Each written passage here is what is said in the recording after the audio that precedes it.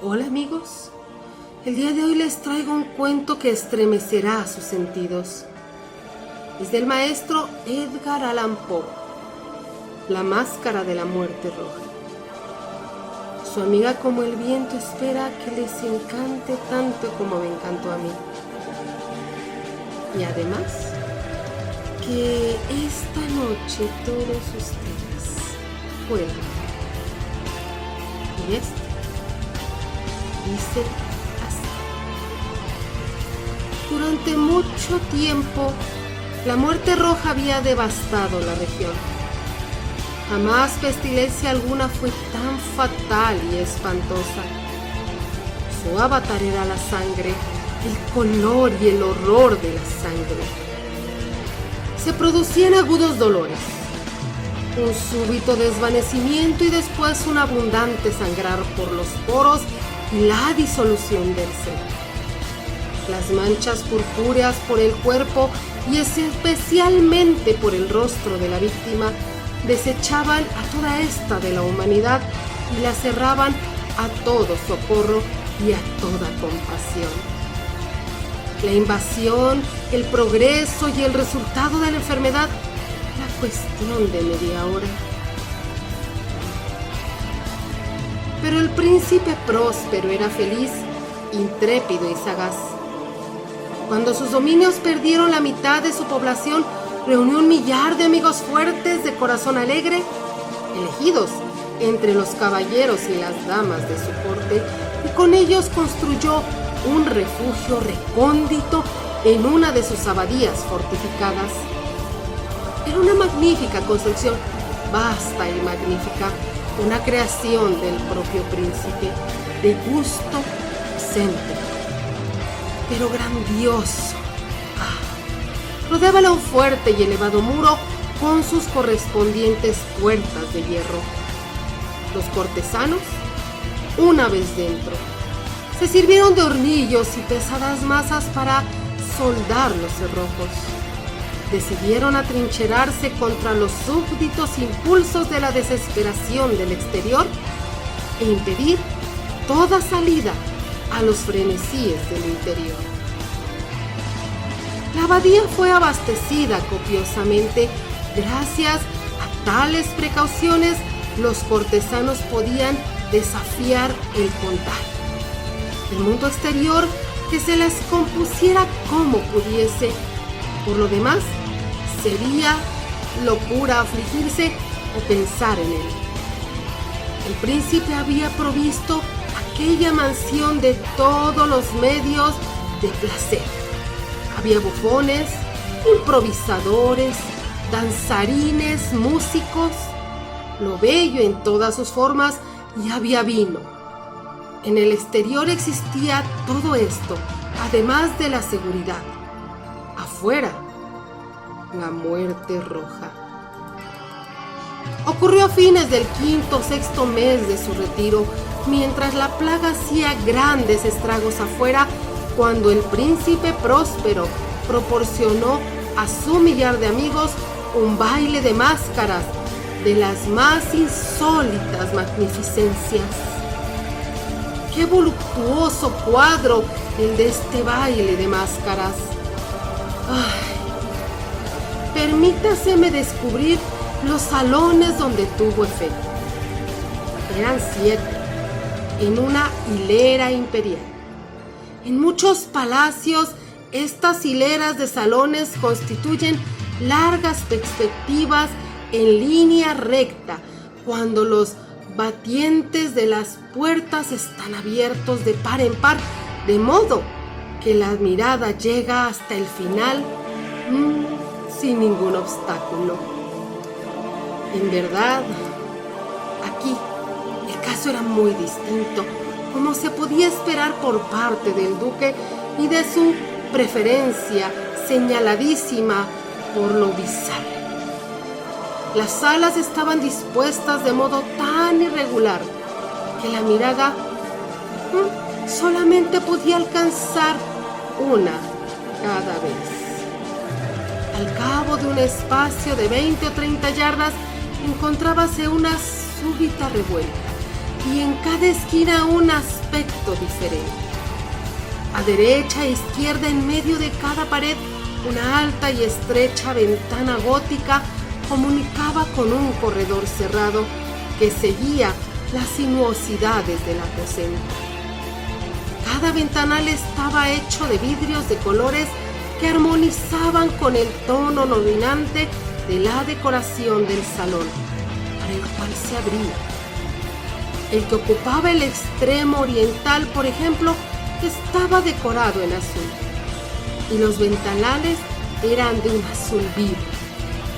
El segundo aposento estaba ordenado y guarnecido de púrpura, y las vidrieras eran púrpuras. El tercero, enteramente verde, y verde sus ventanas. El cuarto, anaranjado, recibía luz a través de una ventana anaranjada. El quinto, blanco, y el sexto, violeta. El séptimo salón estaba rigurosamente forrado por colgaduras de terciopelo negro que revestían todo el techo y las paredes y caían sobre un tapiz de la misma tela y del mismo color. Pero solamente en este aposento el color de las vidrieras no correspondía al decorado. Los ventanales eran escarlata, de un intenso color de sangre. Ahora bien, no veíanse lámparas ni candelabro alguno en estos 7 salones, entre los adornos de las paredes o del techo artesonado. Ni lámparas ni velas, ninguna claridad de esta clase en aquella larga hilera de habitaciones. Pero en los corredores que la rodeaban, exactamente enfrente de cada ventana, levantábase un enorme tripoide con su brasero resplandeciente que proyectaba su claridad a través de los cristales coloreados e iluminaba la sala de un modo deslumbrante. Producíase así una infinidad de aspectos cambiantes y fantásticos. Pero en el salón poniente de la cámara negra, la claridad del brasero que se reflejaba sobre las negras tapicerías a través de los cristales sangrientos era terriblemente siniestra y presentaba a las fisonomías de los imprudentes que se penetraban en ella un aspecto tan extraño que muy pocos bailarines tenían valor para pisar su mágico recinto. También en este salón erguíase, apoyado contra el muro de poniente, un gigantesco reloj de ébano. Su péndulo movíase con un tic-tac pesado y monótono. Y cuando el minutero completaba el circuito de la esfera e iba a sonar la hora, salía de los pulmones de bronce de la máquina un sonido claro, estrepitoso, profundo y extraordinariamente musical, pero de un timbre tan particular y potente que, de hora en hora, los músicos de la orquesta veíanse obligados a interrumpir un instante sus acordes para escuchar el sonido. Los balsistas veíanse forzados a cesar en sus evoluciones. Una perturbación momentánea recorría toda aquella multitud, y mientras sonaban las campanas, notábase que los más vehementes palidecían y los más sensatos paseábanse y se tocaban las manos por la frente, pareciendo sumirse en meditación o en un sueño febril. Pero una vez desaparecía por completo el eco, una ligera hilaridad circulaba por toda la reunión. Los músicos mirábanse entre sí y reíanse de sus nervios y de su locura, y jurábanse en voz baja unos a otros que la próxima vez que sonaran las campanas no sentirían la misma impresión. Luego, cuando después de la fuga de los 60 minutos que comprenden los 3.600 segundos de la hora, desaparecida. Cuando llenaba una nueva campanada al reloj fatal, se producía el mismo estremecimiento. ¡Ay! El mismo escalofrío y el mismo sueño febril. Pero a pesar de todo esto, la orgía continuaba alegre y magnífica. El gusto del duque era muy singular. En una vista segura por lo que se refiere a colores y efectos. Despreciaba la decoración de moda. Sus proyectos eran temerarios y salvajes y sus concepciones brillaban con un esplendor bárbaro. Muchas gentes lo consideraban loco. Sus cortesanos sabían perfectamente que no lo era. Sin embargo, era preciso oírlo, verlo, tocarlo para asegurarse de que no lo estaba.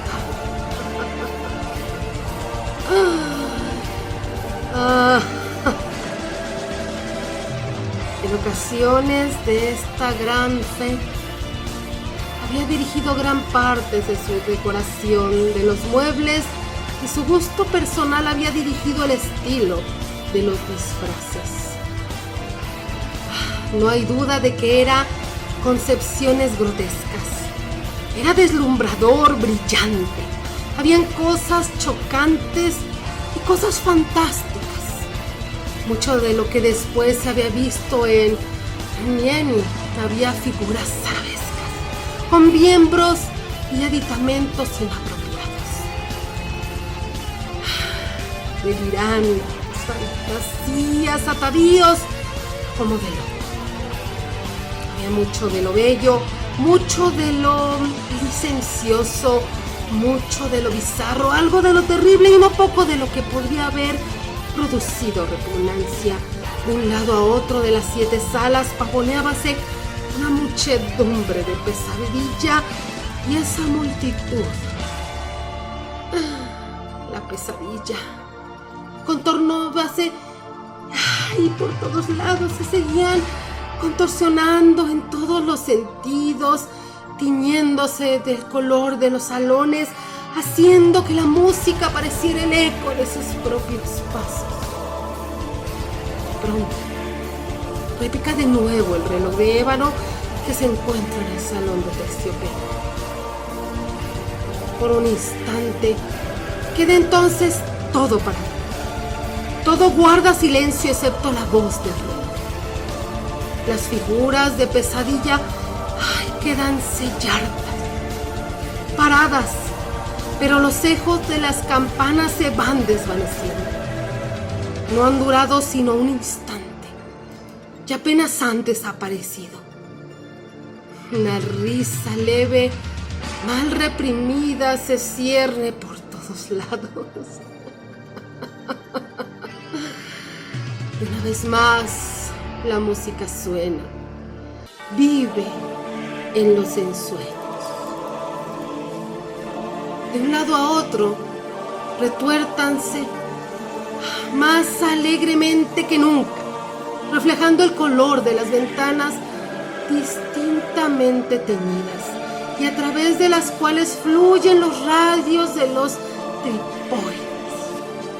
Pero el salón más occidental de los 7 no hay ahora máscara ninguna que se atreva a entrar, porque la noche va a transcurrir. Allí se derrama una luz más roja a través de los cristales color sangre y la oscuridad de las cortinas teñidas de negro es aterradora. Y a los que pisan la negra alfombra llegales del cercano reloj de ébano más pesado repique, más solemnemente acentuado. ¡Ay, Dios mío! Que hiere de los oídos de la máscara que se divierte en las salas más apartadas.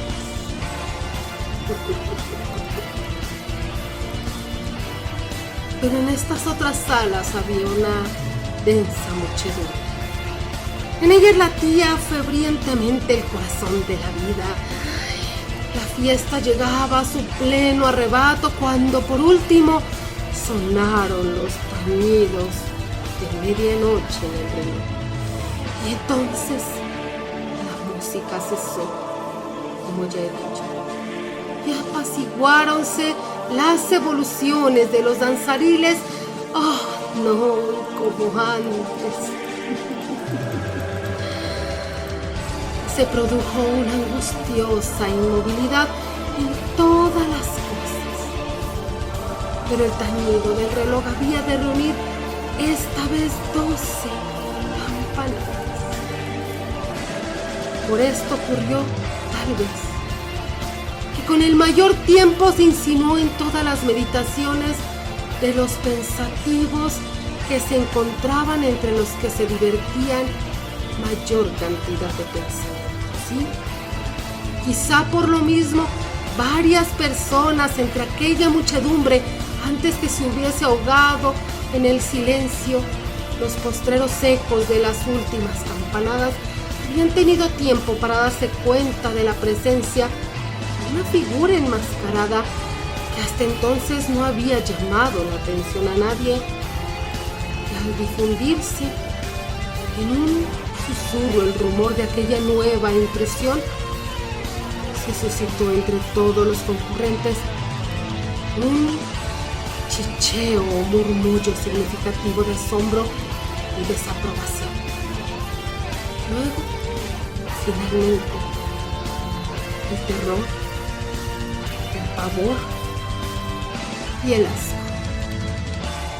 Una nueva reunión de fantasmas como la que he descrito puede muy bien suponerse que ninguna aparición ordinaria hubiera provocado una sensación como aquella. A decir verdad, la libertad carnavalesca de aquella noche era casi ilimitada, pero el personaje en cuestión había superado la extravagancia de un Herodes y los límites complacientes, no obstante, de la moralidad equívoca impuesta por el príncipe. En los corazones de los hombres más temerarios hay cuerdas que no se dejan tocar sin emoción. Hasta en los más depravados, en quienes la vida y la muerte son siempre motivo de fuego, hay cosas con las que no se puede bromear. Toda la concurrencia pareció entonces sentir profundamente lo inadecuado del traje y de la manera del desconocido. El personaje era alto y delgado, y estaba envuelto en un sudario que lo cubría de la cabeza a los pies. La máscara que ocultaba su rostro representaba tan admirablemente la rígida fisonomía de un cadáver, que hasta el más minucioso examen hubiese descubierto con dificultad el artificio y, sin embargo, todos aquellos alegres locos hubieran soportado y tal vez aprobado aquella desagradable broma. Pero la máscara había llegado hasta el punto de adoptar el tipo de la muerte roja. Sus vestiduras estaban manchadas de sangre y su ancha frente, así como sus demás facciones, se encontraban salpicadas con el terror escarlata. Cuando los ojos del príncipe Próspero se fijaron en aquella figura espectral, que con pausado y solemne movimiento, como para representar mejor su papel, pavoneábase de un lado a otro entre los que bailaban. Se le vio en el primer momento conmoverse por un violento estremecimiento de terror y de asco, pero un segundo después su frente enrojeció de ira. ¿Quién se atreve?, preguntó con voz ronca a los cortesanos que se hallaban junto a él. ¿Quién se atreve a insultarnos con esta burla blasfema? Apoderaos de él y desenmascararse, para que sepamos a quién hemos de ahorcar en nuestras almenas al salir el sol. Ocurrió esto en el Salón del Este o Cámara Azul, donde hallábase el príncipe Próspero al pronunciar estas palabras. Resonaron claras y potentes a través de los 7 salones, pues el príncipe era un hombre impetuoso y fuerte, y la música había cesado por un ademán de su mano. Ocurrió esto en la cámara azul, donde hallabas el príncipe rodeado de un grupo de pálidos cortesanos.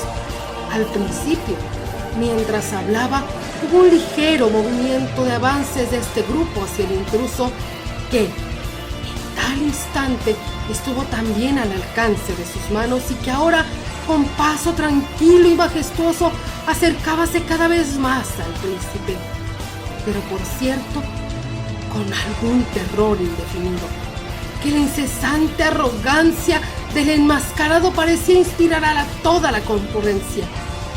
Nadie hubo que pusiera mano en él para prenderle, de tal modo que, sin encontrar obstáculo alguno, pasó una yarda del príncipe. Y mientras la inmensa asamblea, como obedeciendo un mismo impulso, retrocedía desde el centro de la sala hacia las paredes, él continuó sin interrupción su camino con aquel mismo paso solemne y mesurado que le había distinguido desde su aparición. Pesado su caminar, y él iba pasando de la cámara azul a la púrpura, de la púrpura a la verde y de la verde a la anaranjada, de esta a la blanca, y llegó a la de color violeta antes de que se hubiera hecho un movimiento decisivo para detenerle. Sin embargo, fue entonces cuando el príncipe Próspero, exasperado de ira y de vergüenza por su momentánea cobardía, se lanzó precipitadamente a través de las 7 cámaras sin que nadie lo siguiera a causa del mortal terror que de todo se había apoderado. Blandió un puñal desenvainado y se había acercado impetuosamente a unos 3 o 4 pies de aquella figura que se había retirado. Cuando ésta había llegado al final del salón de terciopelo, se volvió bruscamente e hizo frente a su perseguidor. Sonó un agudo grito, la daga cayó relampagueante sobre la fúnebre alfombra, por la cual, acto seguido, se desplomó muerto el príncipe Próspero. Entonces, invocando el frenético valor de la desesperación, un tropel de máscaras se precipitó a un tiempo en la negra estancia, y la arrogancia de todos, agarrando al desconocido que manteníase erguido e inmóvil como una gran estatua a la sombra del reloj de ébano. Exhalaron un grito de terror inexplicable todos los que se encontraban allí presentes, viendo que debajo del sudario y la máscara del cadáver que se había aferrado con energía tan violenta no se hallaba forma tangible alguna. Dios mío, y entonces, solamente entonces, reconocieron la presencia de la muerte roja. Había llegado como un ladrón por la noche, y uno por uno cayeron los alegres libertinos por la sala de la orgía, inundados por un rocío sangriento. Y cada uno murió en la desesperada postura de su caída. Y la vida del reloj de ébano se extinguió con la última de aquella vida de esos licenciosos. Y las llamas de los tripoides se extinguieron, y la tiniebla y la rutina y la muerte roja tuvieron sobre todo aquello un ilimitado dominio. Muchísimas gracias por haberme acompañado en uno de estos maravillosos cuentos del maestro Edgar Allan Poe. Su amiga como el viento se despide para encontrarnos más adelante con alguno de estos cuentos oscuros. Espero puedan dormir. Hasta la próxima.